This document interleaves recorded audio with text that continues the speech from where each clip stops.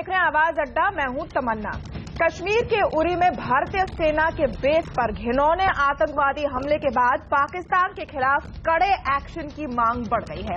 पाकिस्तान से भेजे गए आतंकवादियों के हमले में हमारे 18 जवान शहीद हुए हैं और देश की मांग है कि इस शहादत का पूरा बदला लिया जाए।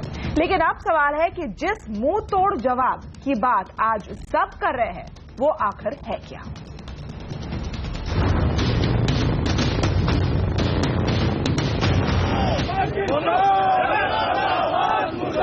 पाकिस्तान समर्थित आतंकवाद ने एक बार फिर अपना घिनौना चेहरा दिखाया है।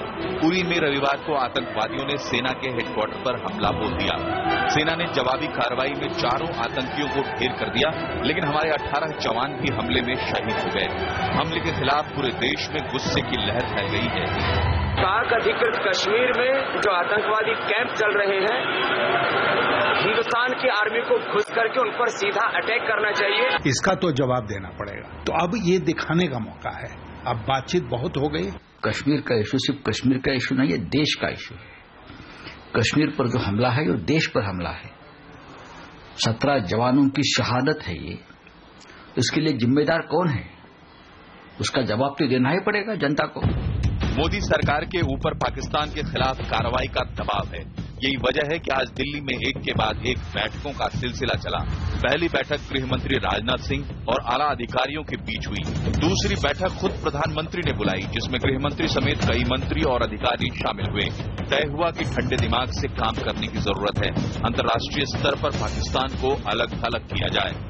देश को एकजुट होकर के इस कार्रवाई में जो भी होगा उसके लिए ज्यादा बात नहीं करते हुए जो करना है वो कार्रवाई करना चाहिए, लेकिन उसमें बयानबाजी करेंगे तो ठीक नहीं होगा। किसी भी चीज को करने के लिए ठंडे दिमाग से सोच समझकर रणनीति के तहत काम करना चाहिए। मुझे पूरी आशा है कि जो हमारे प्रधानमंत्री जी ने बोला उसके ऊपर जरूर कुछ न कुछ होगा। We have the desired capability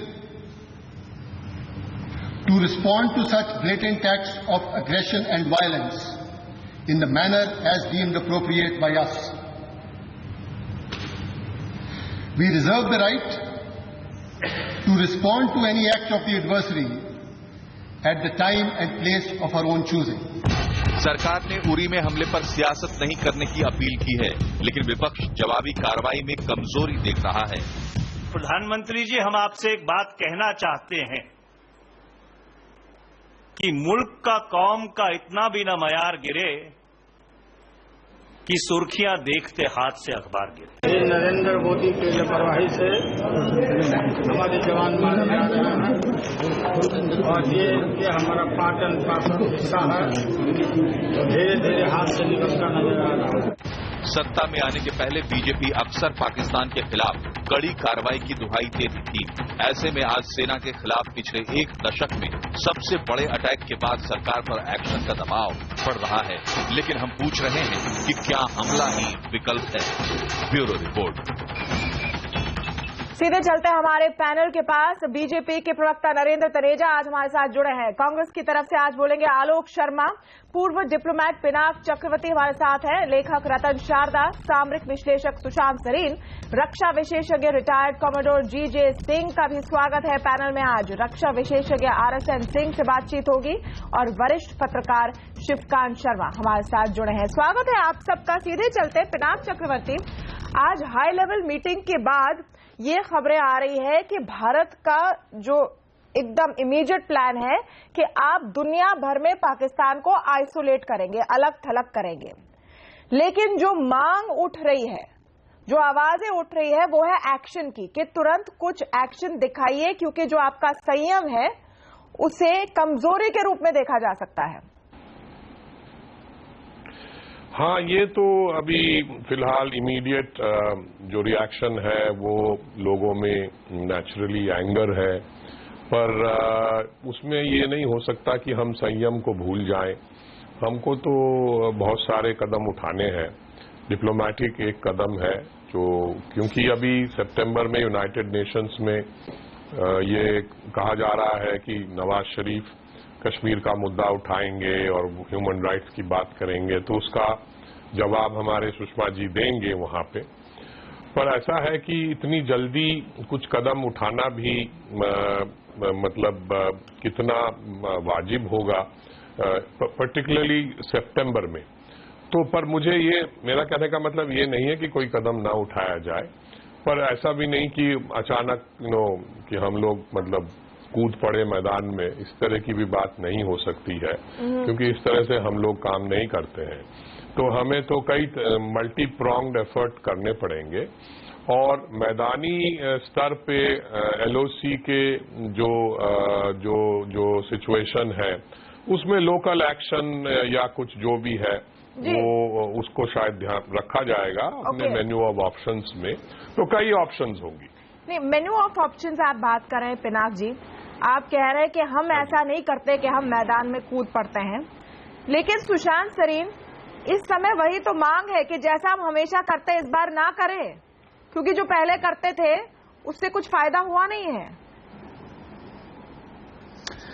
problem ये है जो पहले करते थे उससे भी फायदा नहीं हुआ, और जो अब आप करना शायद सोच रहे हैं लिमिटेड क्रॉस बॉर्डर कोई एक्शन, जैसे एम्बेसडर साहब कह रहे हैं, मुझे नहीं लगता कि उसका भी कोई बहुत बड़ा फायदा होगा, क्योंकि मसला ये है कि आपको जो कार्रवाई करनी है वो इस तरीके की करने की जरूरत है कि पाकिस्तान का जो दुस्साहस है भारत के खिलाफ उसको आप सिरे से खत्म कर पाएं।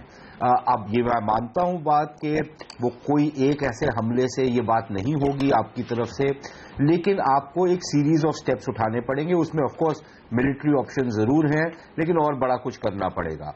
प्रॉब्लम जो मुझे नजर आती है, एक तो ये जरूर है कि जिस तरीके के हालात है या जिस तरीके की तैयारी है उसमें कहीं ना कहीं एक थोड़ा सा संकोच जरूर है, लेकिन ज्यादा बड़ा जो मेरी नजर में प्रॉब्लम है वो ये है कि जो एक आतंकवाद हमारे ऊपर पिछले 25-30 साल से थोपा गया है, ये क्या कारण है कि 30 साल से हमारा जो देश और तमाम सरकारें, इसके लिए मैं जिम्मेदार ठहराता हूं कि वो जो पॉलिसी ऑफ जिसको कल बोला गया स्ट्रैटेजिक रिस्ट्रेंट है वो 30 साल से है, और 30 साल से जिस तरीके की हमको ऑप्शंस डेवलप करनी चाहिए थी, और ये ऑप्शंस ओवरनाइट नहीं डेवलप होती, इसमें बहुत समय लगता है।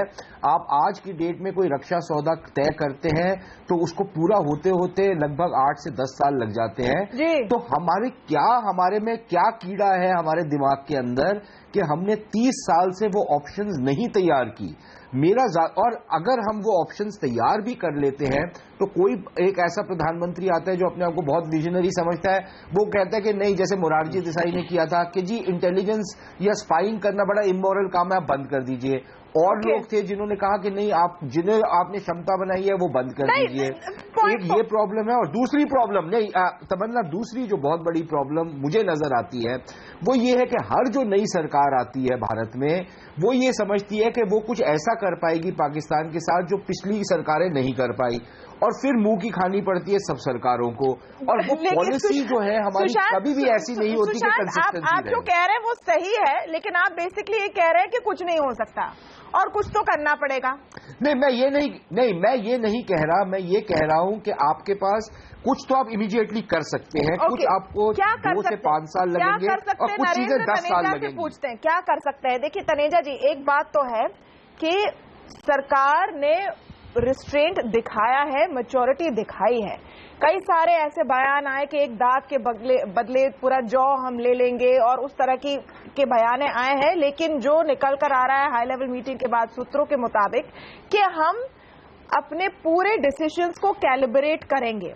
मेरा आपसे सवाल है कि ये देखते हुए कि बीजेपी के अब तक क्या बयान रहे हैं, जहां आपने बात की है कि मुंह तोड़ जवाब देना है पाकिस्तान को, क्या आज आपसे मुंह तोड़ जवाब की वो एक्सपेक्टेशन बढ़ नहीं जाती? तमन्ना, सबसे पहले तो हमारे 18 शहीद, उनको श्रद्धांजलि, उनको नमन। देखिए, जिस हिसाब से पिछले 2 सालों के अंदर चाहे बलूचिस्तान हो, गिलगित हो, या अब पाकिस्तान का अफगानिस्तान में जो प्रभाव था, पाकिस्तान का बांग्लादेश में जो प्रभाव था, पाकिस्तान का नेपाल में जो प्रभाव, उसको सरकार ने तोड़ा है, काफी उसको तोड़ा है। उनका लगभग उस मसले में उनका गला घोट के रखा हुआ है। ये जो हमने कश्मीर में देखा, ये बौखलाहट है, ये 2 साल में सरकार की भारी कामयाबी पाकिस्तानी पॉलिसी की, और ये पाकिस्तान का रिस्पांस बौखलाहट। और ये किसका रिस्पांस? ये कोई टेररिस्ट नहीं, ये पाकिस्तानी आर्मी है। और ये किस पे हमला किया? हमारी आर्मी पे हमला किया है उन्होंने, हमारी फौज पे हमला किया है। हमारी फौज का बयान आज आपने देख लिया, उन्होंने बयान अपना दिया है। जाहिर है फौज उसका जवाब देगी, कब देगी, कैसे देगी, वो आपने देखा कि जो डीजीएमओ उन्होंने अच्छी तरीके से उसका बयान दे दिया। और देखिए हमको ये समझना पड़ेगा कि पाकिस्तान जो है, वहां की फौज और वहां की मशीन पूरी, आईएसआई सब मिलकर के चाहते क्या है। कश्मीर में जरूर ये है, लेकिन कुल मिलाकर के वो पूरे भारत के ऊपर, पूरा आइडिया ऑफ इंडिया सबके ऊपर हमला कर रहे हैं। और उसका जवाब जो है, अगर आप ये ऐसा नहीं देखिए, जनता का आक्रोश, हम पूरे जनता का जो आक्रोश है भारतीय जनता पार्टी उसके साथ है। और भारतीय जनता पार्टी में उतना ही आक्रोश है जितना उत्तर से दक्षिण और पूर्व से पश्चिम हर भारतीय के अंदर है, हर शहीद परिवार के अंदर है। लेकिन साथ में ये जवाब कैसे देना है, कब देना है, कितना ताकत से देना है, कहां कहां देना है, और जो उन्होंने किया उसका 100 गुना नुकसान करना है या 1000 गुना नुकसान करना है या 2000 गुना ज्यादा करना है, ये फौज तय करेगी। और इसके साथ में विदेश मंत्रालय तय करेगा। मेरा सिर्फ आपसे यही कहना है, राजनीति से परे हटते हुए, आज राजनीति करने का दिन नहीं है, से परे हटते हुए यह है कि आप ये भारत कोई छोटा मोटा देश नहीं है, इस देश की महान जनता है। और इस आर्मी जो हमारी वन ऑफ द फाइनेस्ट आर्मीज है। बिल्कुल, आप जो कह रहे हैं वो सब हमारी आर्मी, एक सेकंड, लेट मी मेरा जो सवाल है उस पॉइंट पर आते हैं। सब एक साथ खड़े हैं, इसमें कोई दो राय भी नहीं है।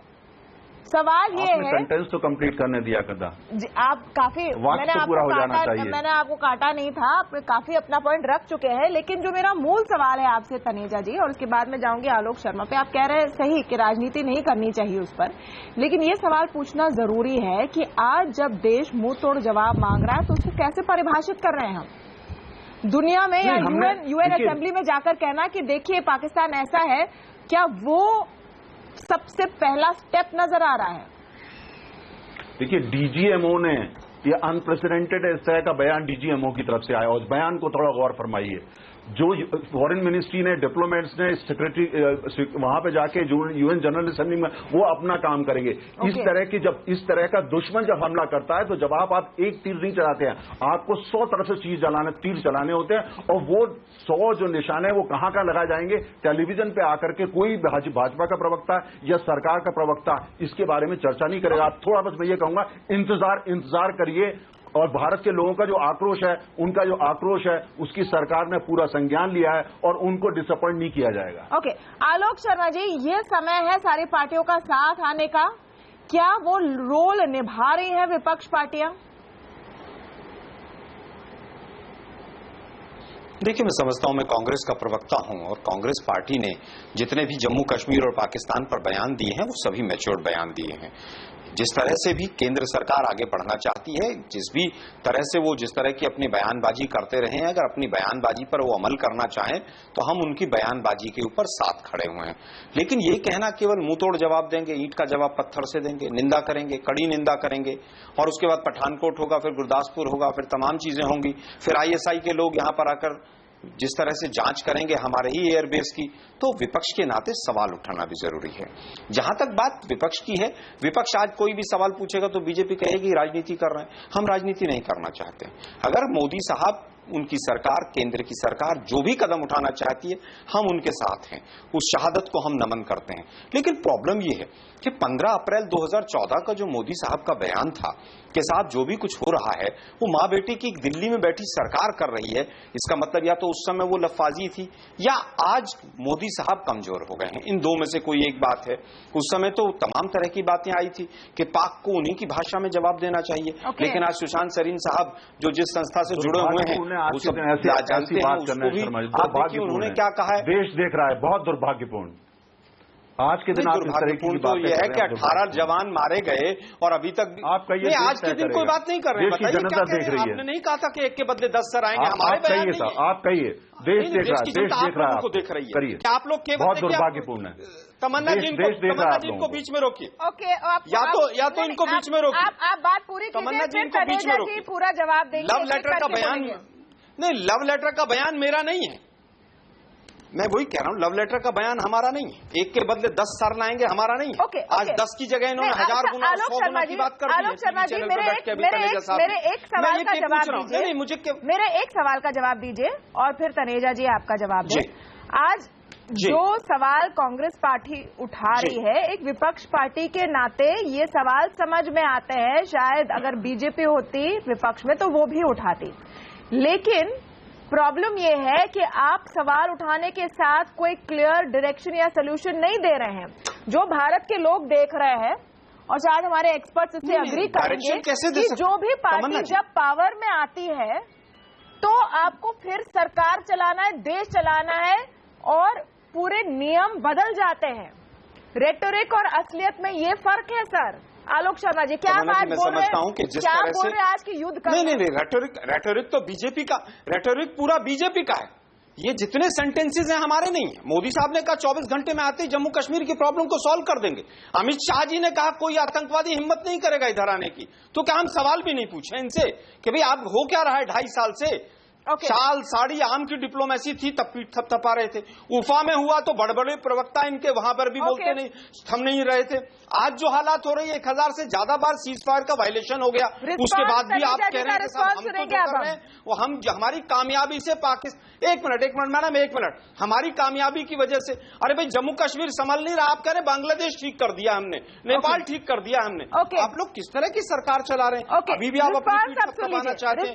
आप कह रहे नहीं, तमन्ना जी आपने सवाल पूछा कि हम रास्ता नहीं दे रहे हैं। हम कह रहे हैं कि एक बार भी क्या मोदी साहब जब जेम्स बॉन्ड की तरह वहां लाहौर जाके उतरे थे, क्या विपक्ष को कॉन्फिडेंस में लिया था? अरे भाई पाक नीति, जम्मू कश्मीर नीति पूरी तरह से फेल हो गई। जवाब नहीं दे रहे आलोक शर्मा। कभी भी नरेंद्र तनेजा का रिस्पॉन्स और फिर आगे बढ़ेंगे। तनेजा जी आपको रिस्पॉन्स।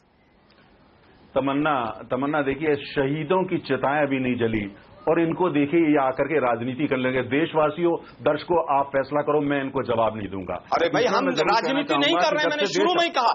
आप लोगों की आदत है ये बीजेपी की, आपसे सवाल पूछो तो राष्ट्रवाद कटघरे में आ जाता है। नहीं, जिस तरह की आप लोग लफाजी करते हैं, क्या उसमें सवाल नहीं पूछा जाए? आपने सवाल आप कहते हैं पाकिस्तान को आइसोलेट कर दिया। देखिए, आप ना जो दर्शक की इंटेलिजेंस है उसको कम मत आके। दर्शक जानता है कि कौन सा सवाल सही है, कौन सा जवाब क्या है, सब जानते हैं लोग, उनको जवाब देने दीजिए। Let people decide. जी तनेजा जी। तमन्ना देखिए, 1947 से लेके अब तक ज्यादातर 65 साल से ज्यादा तो इन्होंने राज किया और कश्मीर में जो भी समस्या है, पाकिस्तान की समस्या ज्यादा इनका उसमें रोल रहा है। ये इतिहास है, पूरा देश जानता है। कश्मीर की समस्या नहीं है, पाकिस्तान को हमने 3 बार सबक सिखाया है, उसके 2 टुकड़े किए। आपने 2.5 साल में एक अचीवमेंट बता दीजिए। समय मांगा, आपको देना भी चाहिए। देखिए या तो राष्ट्र, हम तो राष्ट्र विरोधी हो जाते हैं तमन्ना जी। हम राष्ट्र विरोधी हो जाते हैं, सवाल पूछते हैं और मोदी साहब जब मर जवान और मर किसान का नारा देकर आते हैं। आलोक शर्मा जी, और भी लोग हैं जिनको अपना व्यू देना है, उनको रिस्पॉन्ड करने दीजिए और फिर हम आगे बढ़ेंगे प्लीज। और तनेजा जी, आई रिक्वेस्ट यू प्लीज संक्षेप में। अच्छा, मेरा ये कहना है कि अगर इनके पास कुछ ऐसा इंसाइट है, इनके पास कोई ऐसी एक्सपर्टीज, क्योंकि ज्यादातर हिंदुस्तान इन्होंने चलाया, ज्यादातर समस्याएं इन्होंने पैदा करी है ना, इनके पास कुछ है तो आकर के कॉन्फिडेंस में हमको उसको बताएं। इनको अनुभव है 65 साल का, प्रधानमंत्री आज राष्ट्रपति से भी मिले हैं। मेरा सिर्फ आग्रह, कांग्रेस को छोड़ दीजिए, जनता से आग्रह है, आपका आक्रोश हमारा आक्रोश बराबर है। जो लोग राजनीति करते हैं उनको जरा समझाने का प्रयास करें, जनता करिए। आज का दिन शहीदों की चिताएं ने जली और जो इस पर राजनीति कर रहे हैं, जनता अपना जवान मर किसान का नारा देकर मोदी जी पोस्ट पर पहुंचे हैं, कांग्रेस नहीं पहुंची है। धारा 370 के नाम पर आपने वोट मांगी है, लेकिन मैं आगे चलूंगी। रतन शारदा जी, शहादत पर आप लोगों ने वोट मांगी, हमने नहीं। मैं चाह रही थी कि मैं बीजेपी कांग्रेस से बात इसलिए करूं क्योंकि एक जो ऑब्जर्वेशन रहा है, विपक्ष में पार्टी जो भी हो वो ऐसी ही बातें करती है कि आपका एक्शन कम है, और सरकार में पार्टी जो भी हो वो संयम की बात करती है क्योंकि उनको करना भी पड़ता है। लेकिन इन दोनों पोजीशंस के बीच में हम आगे कहीं नहीं बढ़ पाए हैं। आज जब मुंह तोड़ जवाब कह रहे तो वो क्या है, क्या युद्ध कर दें? देखिए, पहली बात तो ये है कि बड़े अफसोस की बात है कि जब राष्ट्रीय समस्या सामने आई है तब भी हम पॉलिटिक्स नहीं करते कहकर भी पॉलिटिक्स की जा रही है और बड़े ओछे बयान दिए जा रहे हैं। इलेक्शन के भाषणों को नीति बताया जा रहा है, ये तो पहली बात ये गलत है। दूसरी बात, कश्मीर और पाकिस्तान, इसका एग्जिस्टेंस आपस में जुड़ा हुआ है। हेमराज की जब डेथ हुई थी, हेमराज आपने काफी जहर उगल लिया, उस समय पर आपने काफी जहर उगल लिया, कृपया शांत रहे। आप जहर उगलने आए हैं, आपको राष्ट्र की चिंता नहीं है, नहीं बोला, आप केवल जहर उगलने आए। सेंटेंस है वो बोला। ऐसे मौके शर्म नहीं आती। आलोक शर्मा को जवाब देने का मौका मिलेगा, आप सुन लीजिए। रतन शारदा जी, शर्म केवल बीजेपी को नहीं आती है। एक मिनट, मैं किसी का पक्ष आप ले लीजिए, आप अपना मुझे लगता है आप अपना चेहरा पूरा बेनकाब कर लीजिए, फिर हम बात करेंगे। जो कहने कह लीजिए, आपको छूट है, नहीं दीजिए उनको छूट। आप बोलिए पूरे हो जाइए, तब हम बात करेंगे। आप अगर बीजेपी की तरफ से बोलने के लिए आए, मैं अपनी तरफ से बोल रहा हूँ, मैं आपकी तरफ से नहीं बोल रहा हूँ। मैंने एक भी सेंटेंस कांग्रेस की तरफ से नहीं रखा है। मैंने केवल ये कहा है कि आप किसकी तरफ से बोल रहे हैं पूरा देश देख रहा है। मैं केवल ये कह रहा हूं कि हमने जो बयान दिए वो केवल बीजेपी के हैं, हमारा एक भी बयान नहीं। ओके, रतन शारदा जी, आप अपनी बात रखें। शर्मा जी, हालांकि आज डिस्कशन डिबेट इसलिए हो रहा है क्योंकि सब मोदी साहब ने कर दी, केवल लफाजी के बयान। रतन शारदा और फिर वापस आगे चलेंगे। अफसोसजनक ये नहीं है कि 18 जवान मारे गए और आप लोग आज भी वही कह रहे हैं। आलोक शर्मा जी प्लीज, देशवासियों देखो जरा इनका। नहीं, इनको तनेजा जी को चुप कीजिए। ओके, नहीं सिर्फ तमन्ना जी, तनेजा जी को चुप कीजिए, ये बीच में जो तुमसे तोड़ रहे हैं। सिर्फ रतन शारदा बोलेंगे। जी सर, मैं जो बात कर रहा था, मैं दो बातें कर रहा था। एक तो ये कि कश्मीर का, पाकिस्तान का एग्जिस्टेंस कश्मीर के साथ जुड़ा है, उसको सिद्ध करना है कि कश्मीर के बलबूते पे सारी पाकिस्तान चल रहा है, सारी मिलिट्री एस्टेब्लिशमेंट चल रही है, उनको तो कुछ न कुछ करते रहना है, पहली बात। दूसरी बात, जब से बलूचिस्तान पीओजे का विषय खुल के मोदी ने रखा है, तब से बहुत बड़ी बौखलाहट पाकिस्तान की आर्मी में है, इसके लिए कुछ न कुछ करने को बेताब है। तीसरी बात, कश्मीर का मुद्दा ये मुद्दा है, ये जब तक हम कहते रहेंगे तब तक ये समस्या बनी रहेगी।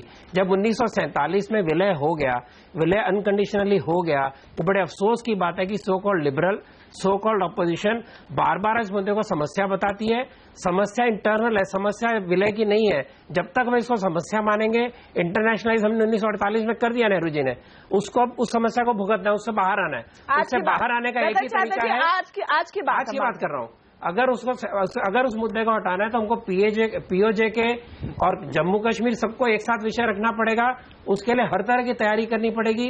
मुंहतोड़ जवाब ये भी हो सकता है कि उसमें बाहर सारी दुनिया में उसका एक्सपोज करें, वो हम पहले कर चुके हैं। मुझे नहीं लगता कि बार बार प्रूफ देकर हम लोगों से गिड़गिड़ाएं कि सैंक्शन करो।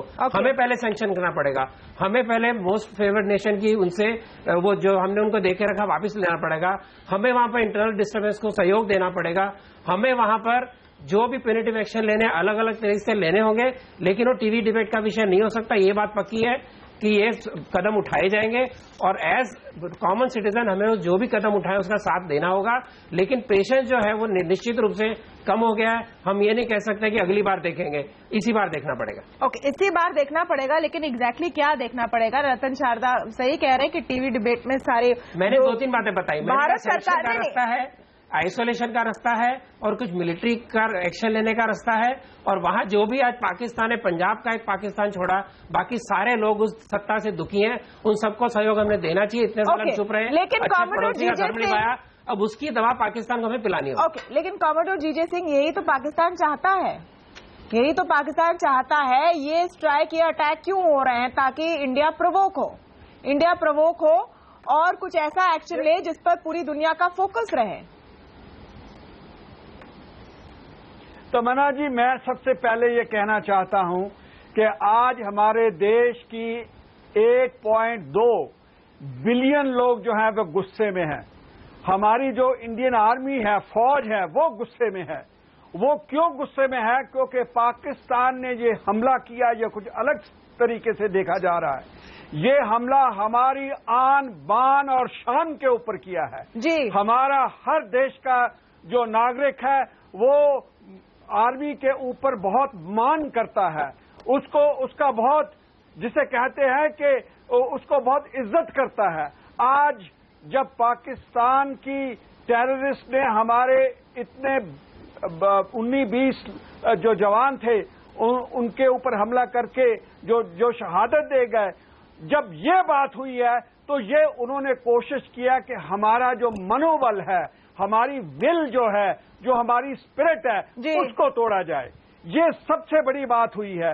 ये जैसे पहले हम देखते थे कि कब किसी मॉल के ऊपर हमला कर दिया या किसी होटल के ऊपर हमला कर दिया, किसी स्टेशन के ऊपर हमला किया, ये उसके ऊपर हमला नहीं किया, ये देश की इज्जत के ऊपर, sovereignty and integrity of India, it's constitutes an act of war. तो देयरफॉर हमारी जो जनता है, हमारे देश के लोग जो हैं, वो चाहते हैं कि ये जो गवर्नमेंट आई है जिसको वॉक द टॉक करना चाहिए, क्योंकि जैसे आपने अभी बहुत से पैनलिस्ट ने कहा मुंह तोड़ जवाब देना चाहिए, ईंट का पत्थर से जवाब, और हमें कुछ करना चाहिए।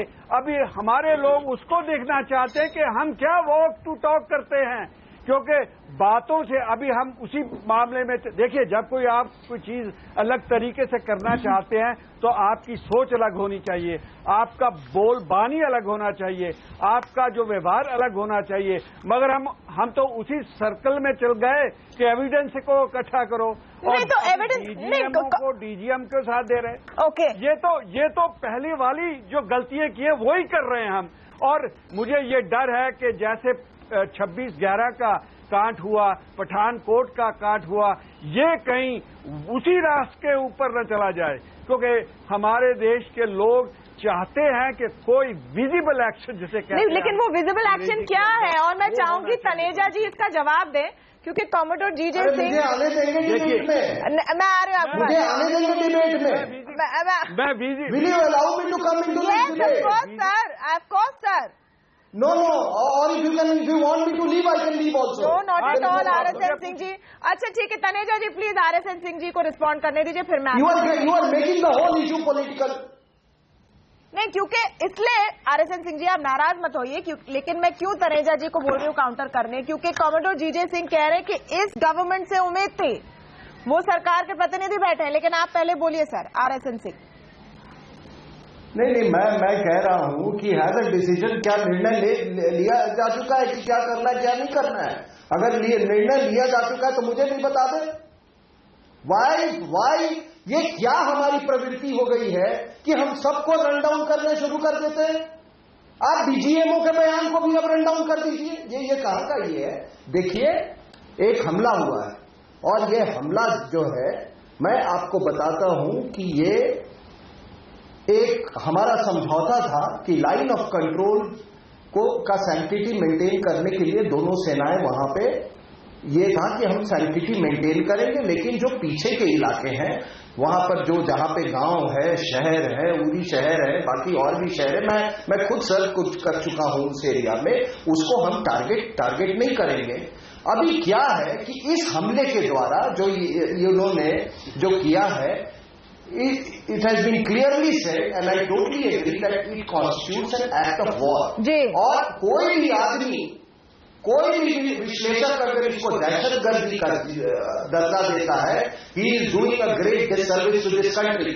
क्योंकि अब मैं बता दूं, सुशांत सरीन भी जानते हैं ये कि 1947 से लेके अभी तक जेल के थिएटर में किसी भी लड़ाई में रेगुलर फौज का इस्तेमाल नहीं किया गया है। ये जितने इरेगुलर्स हैं एक्चुअली में they are regulars of the Pakistan army. अब बात रही जो असली मुद्दा जिस पर आपने डिस्कशन बुलाया है कि ऑप्शंस क्या है। देखिए साहब, मैं इतना बता दूं कि जो भी आप ऑप्शंस लें, ये जरूर दिमाग में रखें कि आपके ऑप्शंस जो है वो उसका कॉस्ट बेनिफिट रेशियो होना चाहिए। और जब मैं कॉस्ट बेनिफिट रेशियो की बात कर रहा हूं तो आप इस चीज को भी जहन में रख लीजिए कि आप एक ऐसे देश के साथ डील कर रहे हैं जो कि which is prepared for self destruction, annihilation, और जो कि सुसाइड बॉम्बर्स तैयार करता ऐसे मुल्क से ये करते हैं। जो लोग बड़े ताली बजाते हैं अमेरिका के उससे, अरे जब पाकिस्तान डिस्कस करते हो ना, तो अगर हम इस तरफ हैं तो उधर नाटो फोर्सेस भी हैं। और जब मैं कॉस्ट बेनिफिट रेशियो की बात करता हूं, ओसामा बिन लादेन को एलिमिनेट कर दिया तो अमेरिका बहादुर बहुत तगड़ा हो गया, आपने बड़ी ताली बजाई। क्या हुआ? क्या तालिबान खत्म हो गया? तालिबान के हमले बंद हो गए। मुल्ला मंसूर को ड्रोन किया तो क्या हुआ? तालिबान के हमले खत्म हो गए। अब ये जो इंटरनेशनल आइसोलेशन की बात जो आप कर रहे हैं, अभी देखिए जो यूएन रिप्रेजेंटेटिव है वहां अफगानिस्तान में, वो जापान के हैं जेंटलमैन, उन्होंने पूरी एक रिपोर्ट पेश की है। उन्होंने कहा है कि जितने अटैक्स हुए हैं हाल में अफगानिस्तान में, कंधार में, काबुल में, उस समय उसमें Lashkar-e-Taiba, Jaish e Mohammed, Islamic State, I again repeat, Islamic State, Haqqani group, एक मिनट आप नहीं उस हिस्सा लिया है, लेकिन अमेरिका हक्कानी ग्रुप छोड़ के और किसी की बात नहीं करता, तो आप किसको डोजियर सौंपने जा रहे हैं? अब आप मुझसे पूछेंगे कि तो फिर बताइए इसका सोल्यूशन क्या है? सोल्यूशन बहुत सिंपल है मैडम। सोल्यूशन ये है कि हमारे ही पार्लियामेंट ने कहा है कि पीओके देश का हिस्सा है, और ये इसको दोहराया है अभी 15 अगस्त को मोदी साहब ने। अब सेना को ये बता दी जाए कि इस हमले के बाद एलओसी का सैंक्टिटी खत्म होता है, एलओसी इज जस्ट इंसिडेंटल, हमारी सेना बिल्कुल फ्री है, वो यहां से लेकर कुछ भी कर सकती है। वो आप ही कह रहे हैं RSN सिंह जी के कॉस्ट बेनिफिट रेशियो आप आके now if I can allow Narendra Taneja to come in, और उसके बाद हम चलेंगे शिवकांत जी के पास। कॉस्ट बेनिफिट रेशियो को आके RSN सिंह ही बोल रहे हैं, तो ये एक थॉट आपको रखना होगा साथ में। तमन्ना, मैंने उनको सुना, और जो देश का, हमारे हर देश के अंदर देशवासी में जो आक्रोश है, सबका खून जो एकदम खौल रहा है, और सब लोगों उसको लेकर के जो है इसको लेके, लेकिन देखिए इसका जो पाकिस्तान को जो जवाब देना हम चाहते क्या, हम ये चाहते हैं दुश्मन जो हमारे तरफ जिसने नजर रख रखी है, हम उसको फौजी तरीके से, उसको आर्थिक तरीके से, उसको कूटनीतिक तरीके से उसकी कमर को तोड़ें, और यही किया जाएगा। देखिए चाहे वो फौजी जवाब हो, चाहे वो आर्थिक जवाब हो, कूटनीतिक हो, सांस्कृतिक हो, किसी भी चीज में पाकिस्तान को बख्शा नहीं जाएगा। लेकिन एक बात कोई भी, देखिए जब ठंडे दिमाग से हम सोचेंगे, जब हमने इतने सारा ऐसा जवाब देना है उसको धराशायी कर दें कि तो उसके लिए अगर हम बिना तैयारी के कोई काम करेंगे, बिना तैयारी के, और फुटबॉल फील्ड में आकर के उसकी चर्चा करेंगे, ऐसे हमको जीत नहीं मिलेगी। ध्यान रखिए, ये स्टेट है, एक देश है जो ये काम कर रहा है टेररिज्म का। दुनिया के इतिहास में कभी कोई राष्ट्र ने ऐसा काम नहीं किया जो पाकिस्तान कर रहा है। तो इसलिए हमको पूरी चुस्ती, मुस्तैदी और ठंडे दिमाग से काम लेना पड़ेगा। ठंडे दिमाग का ये मतलब नहीं है कि हमारे आंसू ठंडे हो जाएंगे। ठंडे दिमाग का ये मतलब नहीं है कि हमारे 18 जो जवान चले गए, हमारा दिल जो है ठंडा, नहीं, बिल्कुल नहीं होगा। हमारा खून खौलता रहना चाहिए, हमारा देश, हमारे आंसू। सुनिए, खून काफी समय से खौल रहा है, खून काफी समय से खौल रहा है। आज बात हो रही है सर्जिकल स्ट्राइक की। तमन्ना जी, सुनिए तमन्ना, एक सेकंड। तमन्ना, आपने सर्जिकल स्ट्राइक की बात करी। ये जो काम होता है, जो एक्सपर्ट है ना, मैं उसका एक्सपर्ट हूं, जो एक्सपर्ट है, अब उनके पास मसला है, फौज पे हमला हुआ है। हमारी फौज दुनिया की बेहतरीन फौज है, उनको क्या करना है हमें उन पर छोड़ देना चाहिए। हमको यहाँ बैठ करके वो कैसे करेंगे। लेकिन जो फौज करती है वो एक सरकार डिसाइड करती है। देखिए सरकार, ये बताइए स्टेटमेंट आप सुना, तमन्ना क्या होता है, मुझे समझाया जाइए। ओके, शिवकांत शर्मा के पास में जो आज स्टेटमेंट आपने सुना, और मुझे लगता है वो स्टेटमेंट में काफी बातें कह दी गई हैं, और वो उसके बाद उसको बाकी जो जब समय आएगा वो उसको आपके बारे में देश को पूरा बताएंगे। तनेजा जी, आप सही कह रहे हैं कि जब समय आएगा आप देश को बताएंगे। स्टेटमेंट ही तो सुन रहे हैं, लेकिन देश को आज जानना है आपका प्लान क्या है। तनेजा जी, देश सवाल पूछेगा 8 से 10 बार मोदी। अगर जो प्लान है, तमन्ना शर्मा, मैंने कह रही हूँ कि आपने प्रश्न किया जवाब, मैंने कह रही हूँ कि आप कोऑर्डिनेट तनेजा जी, मैं कोऑर्डिनेट मांग रही हूँ, किया जवाब सुन लीजिए। नहीं, आप उसको ये कहेंगे कि मैं आपको प्लान कैसे बताऊँ, मैं वो प्लान नहीं मांग रही हूँ। शिवकांत शर्मा जी, हम क्यों पूछ रहे हैं कि प्लान क्या है, ये हम तनेजा जी से ये एक्सपेक्ट नहीं कर रहे कि वो सारा जो क्लोज डॉक्यूमेंट्स है वो ऑन एयर दिखा दें। That is not what I am asking, क्योंकि ये पहली बार नहीं हुआ है। ऑप्शंस हमारे सामने हैं, और जिस कॉस्ट बेनिफिट रेशियो की बात RSN सिंह कह रहे हैं, ये ऐसा नहीं कि भारत ने इसके बारे में पहले नहीं सोचा है, लेकिन हम वो एक विशिष्ट साइकिल में फंसे हुए हैं। जो चीजें अभी हो रही है वो पहले नहीं हुई है। ओके, शिवकांत शर्मा, देखिए विकल्पों की बात, पाकिस्तान का नक्शा ले लीजिए, देखिए कहां पे क्या हो रहा है। ओके, तो जो चीजें पहले जो कभी नहीं हुई अभी हो रही है। फिर कहेंगे। और ये वो बात ठीक है, पाकिस्तान ने भी सोच समझ के ये हमला किया है। पाकिस्तान ने हमला बिना सोचे नहीं किया है। और अभी टाइमिंग की बात हो रही थी, तो पाकिस्तान का ये हमला, टाइमिंग देखिए पाकिस्तान के हमले की, संयुक्त राष्ट्र महासभा चल रही है, ऐसे वक्त पे हमला किया गया है। पाकिस्तान ये चाहता था कि खुलेआम कश्मीर का मुद्दा वहां उछले, और कश्मीर का मुद्दा उछलेगा।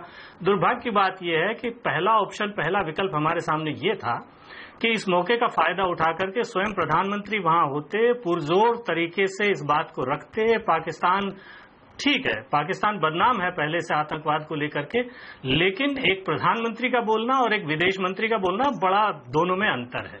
तो पहली बात तो यह है कि प्रधानमंत्री वहां नहीं है, ये अपने आप में एक अवसर का गंवाना हुआ। अब बात आई उसके अलावा खून खोलने की। मेरा भी खून खोल रहा है, सबका खून खोल रहा है, नागरिकों का। लेकिन खून खोलने का मतलब ये नहीं है कि आप अंधे होकर के किसी चीज में कूद पड़े। और इस समय लड़ाई में कूद पड़ना अंधापन होगा, क्योंकि पाकिस्तान तो यही चाहता है। आप चाहे सर्जिकल स्ट्राइक भी करेंगे, तो संयुक्त राष्ट्र महासभा जब चल रही है, आप सर्जिकल स्ट्राइक करेंगे तब आप जो है वो ये माने जाएंगे कि आप हमलावर हैं। तो आपको देख करके, सोच करके सर्जिकल स्ट्राइक भी करनी पड़ेगी। दूसरी बात यह कि सर्जिकल स्ट्राइक की अगर आपके पास क्षमता है तो ये अब तक हो चुकी होती। सर्जिकल स्ट्राइक्स ऐसे घोषणाएं करने के बाद जवाब के तौर पे नहीं होती हैं। सर्जिकल स्ट्राइक्स में एक एलिमेंट ऑफ सरप्राइज होता है। एलिमेंट ऑफ सरप्राइज के साथ आप सर्जिकल स्ट्राइक करेंगे, तभी आप सक्सेसफुल होंगे, तभी आप ठिकाने तक पहुंच पाएंगे। अभी तो पाकिस्तान की सेना पूरी तरह से तैयार है, आप कैसे कर लेंगे सर्जिकल स्ट्राइक? तो उसके लिए भी आपको रुकना पड़ेगा, आपको योजना बनानी पड़ेगी, आपको मौका, अवसर ढूंढना पड़ेगा, तभी आप कर पाएंगे। तो ये तो सर्जिकल स्ट्राइक की बात हुई। तीसरी बात है कि हम बार बार कह रहे हैं अब कि हमको दिमाग ठंडा रखना चाहिए। खून खोल रहा है तब भी दिमाग ठंडा रखना चाहिए। ये जब हम विपक्ष में होते हैं तब हमें ये बात सोचनी चाहिए। एक जिम्मेदार विपक्ष की भूमिका निभानी चाहिए। जब विपक्ष में पार्टियां होती हैं तब उनको ये सोचना चाहिए कि इस तरह के हमले हों तो वो बेलगाम, बेबात के बयान न दें, क्योंकि जब आप विपक्ष में होते हैं तो आप आपके सामने आता है, और अब आपके सामने आ गया। बिल्कुल ये बात जो आप कह रहे हैं वो आज बीजेपी और कांग्रेस दोनों के लिए लागू है, क्योंकि जो बयान बीजेपी ने विपक्ष में किए थे आज वो कांग्रेस उनको दिखा रही है। लेकिन इस साइकिल के बीच में कि कौन सत्ता में है, जो मूल सवाल है वो बचते रहता है। गलत कह रहा हूं। नहीं तमन्ना जी, आप बिल्कुल गलत कह रहे हैं। बताइए, कांग्रेस के एक लीडर का कोई बयान गलत है तो बताइए मुझे। नहीं, आलोक शर्मा तमन्ना जी, आज आप जब कह रहे हैं, आज आप जब कह रहे हैं, आज हमने जो बयान दिए हैं वो सारे के सारे बीजेपी वाले बयान हैं। बट वो इन इट सेल्फ वो क्या मैसेज है? बीजेपी ने जो कहा हमने केवल रिपीट किया। कांग्रेस के किसी भी आप क्या बिना कॉन्टेक्स्ट के कह रहे हैं? बताइए, आप जब बात करिए ना, बीजेपी के बयान क्यों बता रहे हैं? अपने बयान बताइए। ये लोग हमला करने की कह रहे हैं, हमला हो नहीं सकता। सीधी तमन्ना जी, आप ही कहते थे गोली और बोली साथ नहीं चलनी चाहिए, तो हम पूछें कि नहीं पूछें? नहीं, तो आप जब पूछ रहे हैं तो आप क्यों पूछ रहे हैं? आप से पूछ रहे हैं। आलोक शर्मा जी, आपके सवाल का मुझे जवाब देने दीजिए, क्योंकि आपने कहा मैं गलत कह रही हूँ। जब कांग्रेस पार्टी आज कह रही कि तब तो आप वो कहते थे, आज क्या कर रहे हैं, तो आप यही मैसेज दे रहे हैं कि क्या आप कमजोर पड़ गए? ये आपका सीधा मैसेज है। आपका हक है विपक्ष के रूप में मैसेज को पूछना, लेकिन ये याद कीजिए कि जब आप सत्ता में थे, कमजोर पड़ गए, और मोदी साहब जब आप सत्ता में थे तो आप क्या कर रहे थे? मोदी साहब छोटा सा ब्रेक लेंगे, कश्मीर को ब्रेक, और इसी पर हम आएंगे। आज सरकार संयम बरत रही है। नवाज शरीफ जी के छोटा सा ब्रेक लेना होगा मुझे। आलोक शर्मा, आप आगे बोलेंगे। आज जब सरकार संयम बरत रही है तो क्या उस संयम को कमजोरी के रूप में देखा जा रहा है? क्या ये सही है ऐसा करना? जो आज युद्ध की बात कर रहे हैं, क्या उस युद्ध के इम्प्लीकेशंस और कॉन्सिक्वेंसेस को वो सोच रहे हैं? इस सब पर हम आएंगे छोटे से ब्रेक के बाद। जाएगा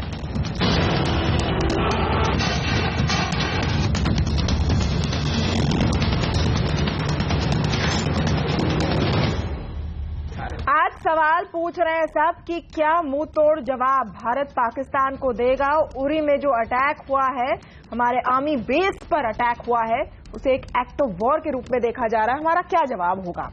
हमने पूछा है कि क्या पाकिस्तान पर सीधा हमला ही विकल्प है, क्योंकि ये सवाल पूछा जा रहा है। हम नहीं कह रहे कि हमला कीजिए, हम पूछ रहे कि क्या ये केवल विकल्प है? आप अपना जवाब दे सकते हैं, इस पोल में हिस्सा ले सकते हैं CNBC_आवाज के ट्विटर हैंडल पर जाकर। आते हैं हम अपने डिबेट पर। सुशांत सरीन जी, आपने सबकी बातें सुनी। 100 बातों की एक कि इस वक्त UN की असेंबली सेशन चल रही है, उस समय पाकिस्तान चाहता है कि हम रिएक्ट करें। क्या हमें रुककर रिएक्ट करना चाहिए या इस वक्त ये बताना जरूरी है कि हम चुप नहीं बैठेंगे। संयम और कमजोरी के बीच में कहां है वो लकीर? तमन्ना, 2-3 चीजें मैं कहूंगा। पहली बात तो ये है, मेरे ख्याल रूलिंग पार्टी का ये बोलना कि विपक्ष की तरफ से सवाल ना उठाए जाएं, मेरे ख्याल ये बात किसी को मान्य नहीं होगी। विपक्ष की तरफ से सवाल उठाए जाएंगे, अब वो किस तरीके के सवाल है ये एक अलग बहस है, लेकिन और विपक्ष को सवाल उठाने भी चाहिए क्योंकि सरकार की जिम्मेदारी है वो सवालों का जवाब देने की। दूसरी चीज ये जो हमने एक धारणा बना रखी है कि यूएन का सेशन चल रहा है, पाकिस्तान कश्मीर का मुद्दा उठाएगा। पिछले 70 सालों में कौन सा ऐसा साल है जिसमें पाकिस्तान ने कश्मीर का मुद्दा नहीं उठाया और अपने तय बड़ी जोर शोर से उठाया? इस बार थोड़ा सा 19-20 और हो गया होगा, तो उसमें मुझे कोई बहुत बड़ी कोई नई डेवलपमेंट नजर नहीं आ रही। तीसरी चीज ये जो हमने धारणा बनाई हुई है कि पाकिस्तान चाहता है कि वो इस समय हमको प्रोवोक करे और हम रिटेलिएट करेंगे तो बहुत बड़ा बवाल होगा। मेरे ख्याल पाकिस्तान की तरफ एक शायद ये भी सोच है कि भारत धमकी देगा लेकिन रिटेलिएट नहीं करेगा और इसीलिए बार बार इस तरीके के अटैक्स होते हैं। और चौथी चीज ये कि ये जो हमने रट लगाते हैं जब भी एक आतंकवादी हमला होता है कि पाकिस्तान की ये बौखलाहट है, ये बौखलाहट नहीं है, पाकिस्तान का एक डेयर है भारत को, एक तरीके की चुनौती है भारत को। अब मुद्दा ये है कि मुद्दा अब ये आएगा कि अब आपके पास विकल्प क्या है। मेरा मानना यह है कि सरकार के पास 3 कारणों से उनको एक्ट करना पड़ेगा और अपार्ट फ्रॉम कूटनीतिक जो कदम उठाने पड़ेंगे और बाकी जो सारे कदम उठाने पड़ेंगे उनको जरूर कोई ना कोई सैनिक कदम उठाना पड़ेगा। और 3 कारणों से, एक तो ऑब्वियस एक राजनीतिक कारण है कि सरकार की लेजिटिमेसी तो नहीं लेकिन सरकार की क्रेडिबिलिटी एट स्टेक है कि वो जो बोलते थे क्या वो करते हैं या नहीं करते। दूसरी चीज, आपके ऊपर एक कूटनीतिक दबाव है। कूटनीतिक दबाव इस तरीके से कि आपके जो तमाम आस पड़ोस के मुल्क हैं जो आपको एक बहुत बड़ा मुल्क मानते हैं, एक शक्तिशाली मुल्क मानते हैं, अगर आप अपने ऊपर एक हमले का एक जवाब नहीं दे सकते और एक सैन्य जवाब नहीं दे सकते और जिन लोगों ने ये दुस्साहस किया है उनको दंडित नहीं कर सकते तो वो आपकी क्या इज्जत करेंगे। और तीसरी और बड़ी एक अहम चीज, I must say this last one thing कि अपार्ट फ्रॉम दिस एक सिक्योरिटी डायमेंशन है कि अगर आपने उसका उस तरीके का जवाब नहीं दिया तो फिर जो संकेत जाएगा दुश्मन को जो उसके पास ऑलरेडी है वो ये है कि वो तवातर से इस तरीके के हमले कर सकता है और उसको कोई खामियाजा नहीं भरना पड़ेगा। तो मुझे नहीं लगता कि सरकार के पास एक सैन्य जवाब किसी ना किसी तरीके का देने का अलावा और कोई चारा है। पिनाक चक्रवर्ती जी, जो दुनिया भर में पाकिस्तान को अलग थलग या आइसोलेट करने की बात है, आज हम बड़ा खुश हो रहे हैं क्योंकि रूस ने पाकिस्तान के साथ जो जॉइंट एक्सरसाइज थे पीओके में वो कॉल ऑफ कर दिया। हम कह रहे हैं कि हमारे दबाव के अंदर है। ये जो सैन्य हमले की बात आज सुशांत कर रहे हैं, कल भारत अगर इस विकल्प को देखता है हमारे साथ कौन खड़ा होगा? यूएस कई बार संवेदना जताता है, can we depend on them? Europe पे क्या हम डिपेंड कर सकते हैं? देखिए तमन्ना जी, सुशांत की बात सही है कि कश्मीर का मुद्दा तो उठता रहता है, वो इस बार बोलेंगे और जोरों शोरों से बोलेंगे, कुछ होने वाला नहीं है। वो घर आ जाएंगे और कश्मीर का मुद्दा हमारा ही मुद्दा रह जाएगा और उसको हमें ही सॉल्व करना है, जो भी है वो इंटरनल सिचुएशन है। एक चीज और हमको समझ लेना चाहिए कि जब हम अंतर्राष्ट्रीय दबाव की बात करते हैं, बड़े बड़े जो देश हैं, अमेरिका है, चाइना है, रशिया है, वो आपको टोकन सपोर्ट देंगे क्योंकि टेररिज्म पे सबका मतलब एक ही रवैया है कि सब कंडेम करते हैं, तो वो कंडेम करेंगे और दुख प्रकट करेंगे, पर करेंगे कुछ नहीं आपके लिए वो, क्योंकि करना जो है वो आप ही को करना है। और इसमें जो मैं देख रहा हूँ राजनीति तो खैर हमारे देश में हर एक मुद्दे पर होती है और इस पे भी हो रही है और होगी भी, पर बात यह है कि अगर हमें कुछ करना है जो हमारे विकल्प में है, जो हमारे मेन्यू ऑफ ऑप्शंस में है, हमें अब वो पुराने ऑप्शन से बाहर जाके नए ऑप्शंस ढूंढने पड़ेंगे और उसमें एसिमेट्रिक वॉरफेयर, उसमें और तरह की चीजें हैं जो अभी मतलब टीवी स्टूडियो में वो डिस्कस नहीं किया जा सकता और न ही कोई गवर्नमेंट या कोई एक्सपर्ट वो बोलेगा कि ये भी हो सकता है वो भी हो सकता है। पर एक चीज और मैं कहकर मैं खत्म करता हूं, वो है कि अगर सरकार ने मतलब कोई ऐसा एक्शन लेने का सोचा है तो मुझे लगता है ऑफकोर्स उसका ऐलान तो नहीं कर सकते, पर मुझे लगता है कि बाकी जो पार्टीज है इंडिया में एक पॉलिटिकल कंसेंसस के लिए एक ब्रीफिंग होनी चाहिए सरकार। मुझे लगता है कि सब साथ में आएंगे भी, बताया जाना चाहिए। ओके, RSN सिंह जी, सब साथ। डिसीजन तो सरकार का है, कैबिनेट का है, और वो मेरे ख्याल में कुछ डिसीजंस लिए गए हैं। अब वो पता नहीं क्या है एग्जैक्टली, वो हमें मालूम नहीं। मैं आती हूँ पर ये बात सही है कि इसमें राजनीति तो खैर होगी ही, पर इसमें सरकार का भी जो नहीं, सही बात है, लेकिन देखिए राजनीति का एंगल कहाँ से आता है RSN सिंह जी, और वो सिर्फ भारत की इंटरनल राजनीति नहीं है। आप अगर एक ग्लोबल स्टेज पे भी देखें, भारत को इस वक्त क्या असर्ट करना जरूरी नहीं है ये बताने के लिए कि हम चुप नहीं बैठेंगे, और वो क्या टाइमलाइन होगी। ठंडे दिमाग से सब सोच रहे हैं, लेकिन क्या टाइमलाइन होनी चाहिए उस जवाब की? नहीं, ये टाइमलाइन के बारे में बोलना भी ये अच्छी बात नहीं है। ये ऐसे नहीं, ये देखिए जब मिसेस गांधी बांग्लादेश कैंपेन जब उन्होंने ईस्ट पाकिस्तान में शुरू किया था तो 8-9 महीने का वक्त मांगा था उन्होंने। मैं ये नहीं कह रहा हूँ, हालात उस समय दूसरे थे, इस समय हालात दूसरे हैं, लेकिन एक चीज जो पिनाकी बासु साहब ने कहा कि हमको कुछ अलग हट के देखना होगा, और मैं बार बार इस चीज को, देखिए मैं पूरा वॉर गेमिंग करके ये मैं आपको बता रहा हूँ, मैं भी बहुत परेशान हूँ इस चीज को लेके। देखिए आप माने ना माने, ये पूरा मुल्क जो है ये एक टेरिटोरियल फ्रीज, मेंटल फ्रीज कर लिया के उसमें था वो इतने साल तक, as far as Kashmir was concerned, PoK is concern. तो अभी क्या है कि जब हमने पीओके का ये उठाया है, क्योंकि पाकिस्तान ने आपको बोल दिया है कि वो कोई सैंक्टिटी नहीं मानता है जो लाइन ऑफ कंट्रोल का है।